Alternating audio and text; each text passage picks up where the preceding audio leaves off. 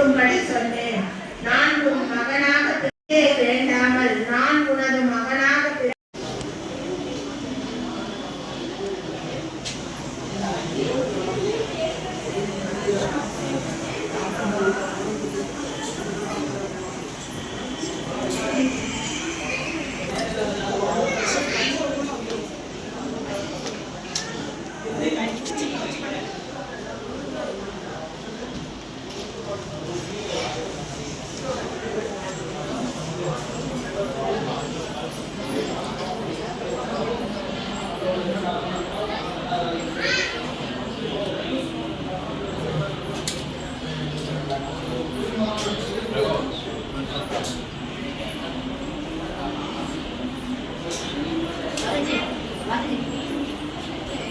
கொஞ்சம் பிரசாத் படிக்கிறாங்க.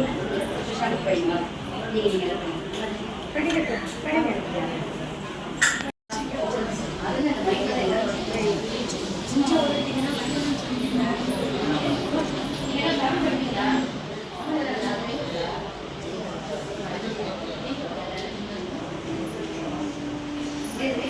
இந்த பெண் குழந்தை விட்டுவிடு, அவள் என் மகளாக வளரட்டும்.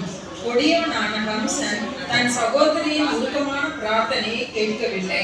சகோதரியை கடிந்து கொள்ளும் வகையில் அவன் குழந்தையை அவளிடம் இருந்து பறித்து மனித சமுதாயத்தில் மட்டும் நடப்பதில்லை.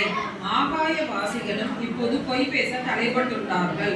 அவர்களின் பேச்சை நம்பியதால் நான் கற்றுத்தரக்கூடியது எதுவும் இல்லை. ஆனால் உங்கள் குழந்தைகளின் மரணத்திற்காக நீங்கள் வருந்த வேண்டாம் என்று கேட்டுக்கொள்கிறேன். நாம் என் அன்பான சகோதரி தேவகியே, நீ மிகவும் மென்மையான தன்மையை உடையவள், அன்புடையவள். என்னை நீ மன்னிப்பாயாக.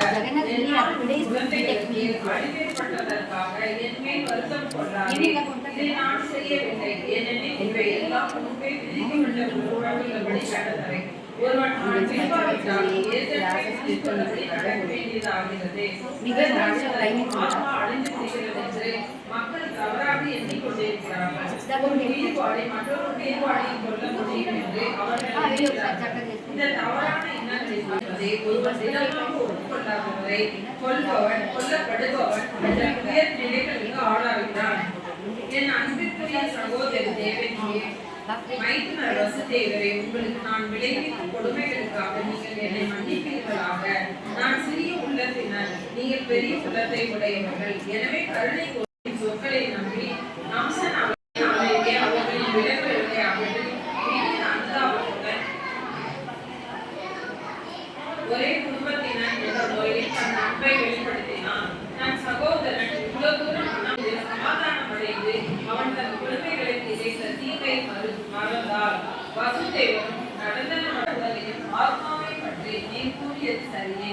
இந்த ஜடமுதலை தாண்டி தவறான எண்ணத்துடன் ஒவ்வொரு உயிர்வாளியும் பிறக்கிறான். வாழ்வு பற்றிய கருத்து அறியாமையினால் ஏற்படுகிறது. இந்த அறியாமையின் அடிப்படையில் நாம் நட்பு பகை என்று ஏற்படுத்திக் கொள்கிறோம். குழப்பம், கொண்டாட்டம், அச்சம், பொறாமை, பேராசை, மாயை, உன்மற்றம் இவை எல்லாம் வாழ்வு பற்றி நாம் கொண்டிருக்கோம். ஜட